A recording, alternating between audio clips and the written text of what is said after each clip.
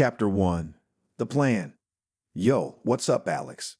Jamie slid into the cafeteria seat across from his best friend. The room buzzed with chatter and laughter, typical for lunchtime at Ridgewood High. Alex looked up from his phone, his face lighting up when he saw Jamie. Hey, Jamie. Not much, just trying to figure out how to get Jen to trust me again. Jamie raised an eyebrow, grabbing a fry from Alex's tray. Still on that? What happened, bro? I've been planning this epic party, right? It took forever to set up because I wanted it to be a surprise, Alex explained, a bit of frustration in his voice.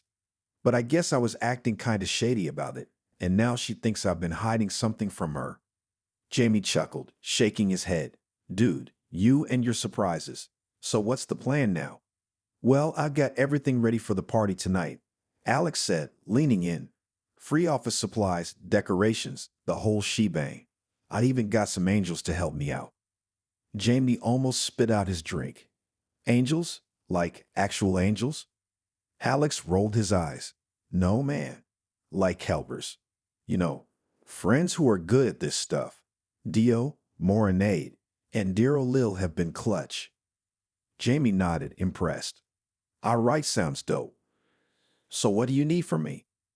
Will you help me make sure the party starts without a hitch? Alex asked, a hopeful look in his eyes. Jamie smirked. Yes, tell me what to do. Chapter 2. The Setup. After school, Jamie and Alex met up at Alex's place to finalize the party setup. The living room was transformed into a party central, balloons, streamers, and a table full of snacks and drinks. Perfect. Needed a stapler. Alex exclaimed as he found one to secure some loose decorations. Jamie laughed, shaking his head. You're really going all out, huh? Yeah, man, Jen means a lot to me. I want to show her that I care, Alex said, adjusting a banner that read surprise. As they worked, Alex's phone buzzed. He glanced at it, a frown forming on his face. It's from Lucy. Jamie raised an eyebrow. Lucy? What's up with them? Not now. The party is beyond this door, Alex muttered, shoving his phone back into his pocket. All right, bro. Focus on the task at hand, Jamie said, patting Alex on the back. Chapter 3. The Party. Finally, everything was set. The guests started arriving, music filled the air, and the atmosphere buzzed with excitement. Alex was making sure everyone was having a good time when suddenly there was a commotion near the door. RGE. What happened, Matriel? Someone shouted. Alex turned to see his friend Matriel holding his head, looking dazed. Me TTA. He severed my connection, Matriel mumbled. What? Why would he do that? Alex asked, rushing over. A mistake, I assume. I told him that walking around with his black stick is going to pluck someone's eye out one day, Matriel explained, looking around confused. I've connected to my butterfly, but I don't see them anymore. Sir, another friend, Yahoo added, shaking his head. Oh dear. I'll go see what's happening, Yahoo said, heading towards the source of the disruption. Thank you, Yahoo. The rest of us will discuss the stain that is Uriel, Alex said, his voice serious. Do you need Cocturia virtue? Please stay seated till the party is about to start soon, Jamie interjected, trying to keep things calm. Chapter 4. The Disruption.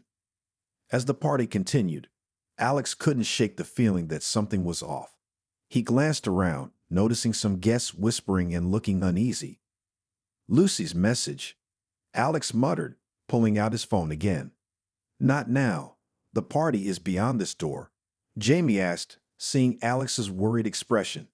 Yes, and it would be rude to our guest if we were to keep ourselves covered, Alex replied, putting his phone away. Jamie nodded. They deserve to see how much we're enjoying ourselves. But what kind of a party is this? A let's have fun party. Things are getting stale in Paradiso. I think it's time we liven things up with our own hands, Alex said, determination in his eyes. And everyone else is going to enjoy it too? Jamie asked, a bit skeptical. Of course. You know, one thing that's worse than unfunny toys are unfunny toys who lie to me, Alex said, a hint of bitterness in his voice. As Abaddon did when he said being the king of Inferno wouldn't make him tied to a single realm. boring, or when the Seraphim said they wouldn't use the halo on me. Jamie frowned. "The simple precautionary measure, dear. It'll be removed once we determine you've been cleansed sufficiently to exist in Paradiso. A couple of millennia, perhaps." Alex sighed. "Just thought I'd mention it." Chapter 5. The Climax. The party was in full swing when suddenly there was a loud crash. Alex and Jamie rushed to the source of the noise, finding Matriel and another friend, Sheltiel, arguing. "What's going on here?" Alex demanded. "The bug brought back my note," Matriel said, holding up a crumpled piece of paper. "Maybe your worms became snakes and he can't read them anymore," Sheltiel retorted. "Then he should have read my vibes, you know. Like this squiggle could mean a faking dab we're having, fellas. Or something bad is happening," Matriel explained, frustration in his voice. "What? How do you know?" Alex asked, feeling a sense of dread. Why would he send my note back? If he was busy, he could have kept it until he had time, or sent me back a short reply. This feels like he wasn't able to get my note. As if he rejected it on purpose, Matriel said, looking worried. "Stand, Bug. You come with me," Alex said, grabbing his phone and heading outside.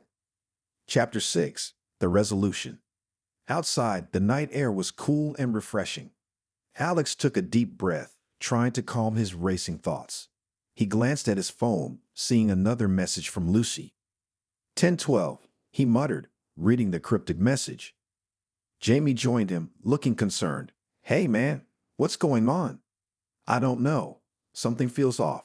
Lucy's been acting weird, and now this note situation," Alex said, running a hand through his hair. "Do you think someone's trying to sabotage the party?" Jamie asked, a hint of worry in his voice. "Maybe. But why? This was supposed to be a fun surprise for Jen," Alex said, feeling a mix of frustration and sadness.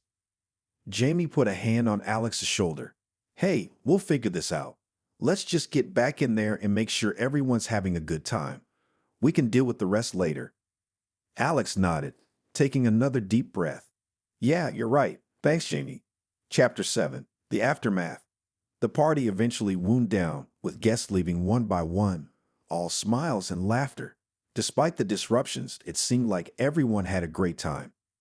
Jen approached Alex, a warm smile on her face. "Hey, Alex, that was an amazing party. Thank you." Alex smiled, feeling the weight lift off his shoulders. "I'm glad you enjoyed it. I wanted to show you how much you mean to me." Jen blushed, giving him a hug. "You did, and I trust you, Alex. I know you've got a lot going on, but just know I'm here for you." Alex hugged her back, feeling a sense of relief. "Thanks, Jen. That means a lot." As the last guest left, Jimmy walked over, a satisfied grin on his face. "Well, bro, we did it. Despite all the craziness, the party was a success." "Yeah, we did," Alex agreed, feeling a sense of accomplishment. "And hey, whatever's going on with Lucy and the note, we'll figure it out," Jamie added.